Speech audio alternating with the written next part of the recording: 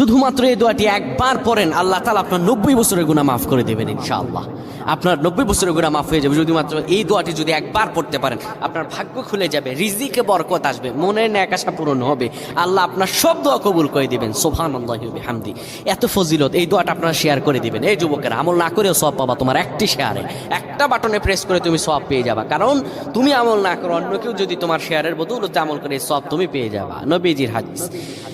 আমার ভাইয়েরা, আল্লাহর কাছে দোয়া করা, আল্লাহর কাছে দোয়া চাওয়া, এটি হলো মুমিনদের কাজ। আমার আল্লাহ বান্দাকে বলেন, বান্দারে উদউনি আস্তাজিব লাকুম, আমার কাছে চাও, আমার কাছে চাইলে আমি আল্লাহ তোমাকে দিয়ে দিব। কেউ যদি একবারে দোয়াটি পড়তে পারে, দোয়াটি হলো রব্বি ইন্নী যালামতু নাফসি ফাগফিরলি। কেউ যদি এই দোয়াটা একবার পড়তে পারে, আমার আল্লাহ তাআলা তার 90